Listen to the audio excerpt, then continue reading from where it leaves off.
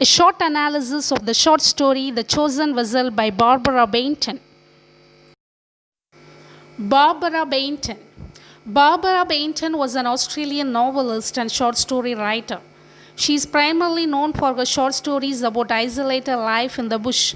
She is well known for her collection of short stories called Bush Studies and the only novel Human Toll, which was published in the year 1907.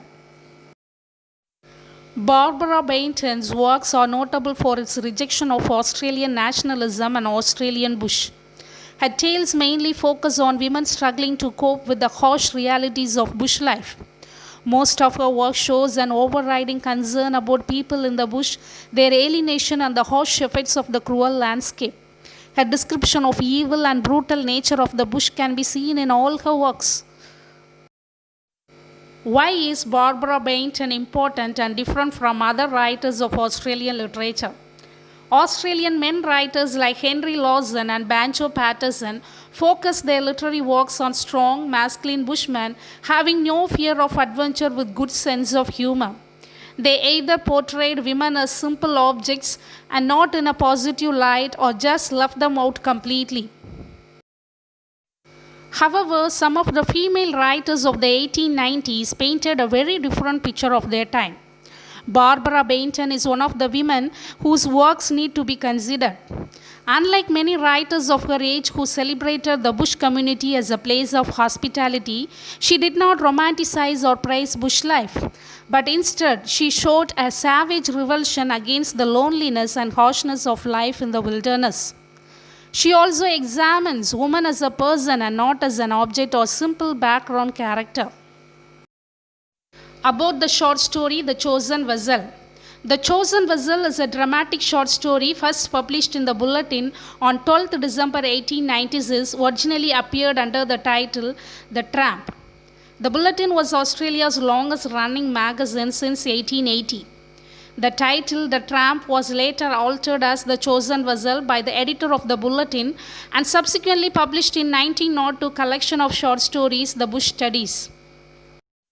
The title was altered because it was seen as a threat to the national legend of the clean living bushman, because a tramp is a British term for male vagrant or beggar.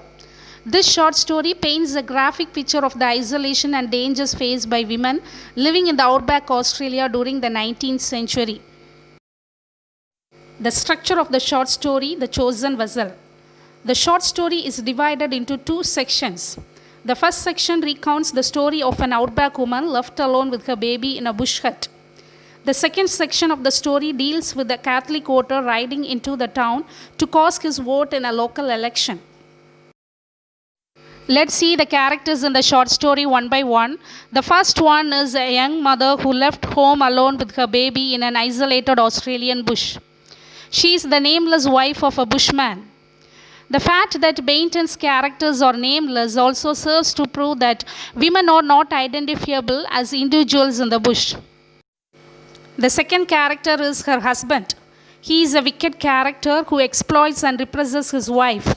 He leaves her alone and treats her with lack of respect and criticizes her when she has any fear.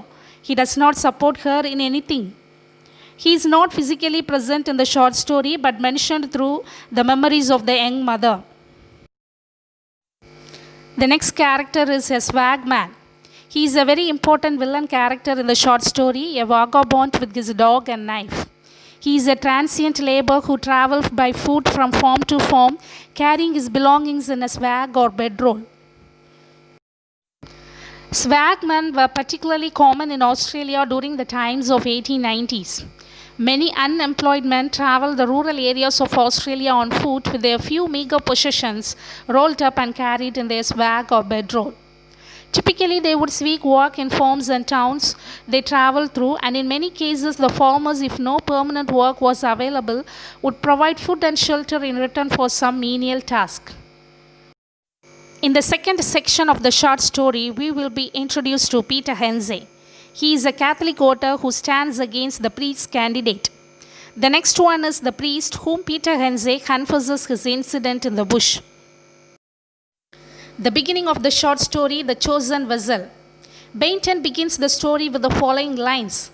She laid the stick and her baby on the grass while she untied the rope that tethered the calf. The length of rope was all that separated them. In these opening lines of the short story, the woman is making an unsuccessful attempt at chasing a cow. The incident leads her to remember another time when this occurred and her husband was present. Her husband was displeased with her inability of doing task. Rather than being mad at the cow for disobeying its owner, her husband becomes angry with her and insults his own wife. From this incident, one can understand how a woman is treated worse than an animal by her own husband. The setting of the story happens in the bush where people do not live and a long away from city. The story follows the young woman and the baby who are left at home alone in the isolating Australian bush. When she is alone in the bush home with her baby, she always listens to the footsteps and hopes that one day her husband would come back. The woman of the story is so ignorant as she is living amidst nature, she is afraid of the appearance of swagman. One day she is heard a howl at her house and a swagman asking for tucker. She is scared from the look of his eyes and the gleam of his teeth. The swagman had walked round and round the house and he then goes and set up camp near her home. A visit by a swagman during the day unsettles her and she is afraid that he may return. Later that night, he returns to the mother's home and begins to break in.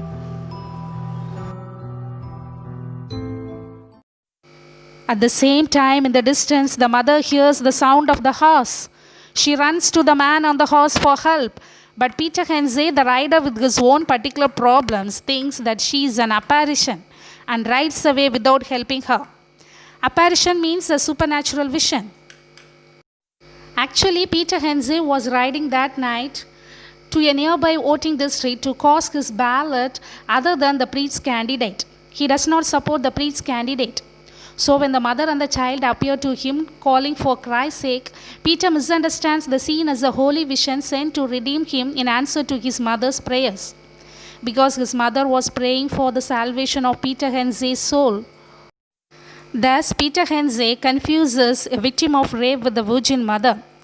As he is full of religious superstitions, he does not realize her danger and rides without helping her. What happened to the mother? The swagman then catches her, resulting in her rape and murder. The woman is brutally murdered in the bush by him. The short story then details the discovery of the dead mother and her child by a boundary rider who first misunderstands the scene as the dead body of a lamb and Eve murdered by a dingo. Eve is the female sheep with this child murdered by a dingo or a dog found in Australia. Henze later goes to the priest's house and sees the picture of the Madonna and her child. Madonna and her child? Yes, the Virgin Mary with her baby. He relates the incident that happened in the bush with that of the picture in the house and identifies the real identity of the mother. He confesses to the priest about his vision, and the priest tells him that what he had really seen was the dead body of a woman and her child. Why is the short story called The Chosen Vessel? The biblical allusion of the title makes the story ironic and expands its field of reference.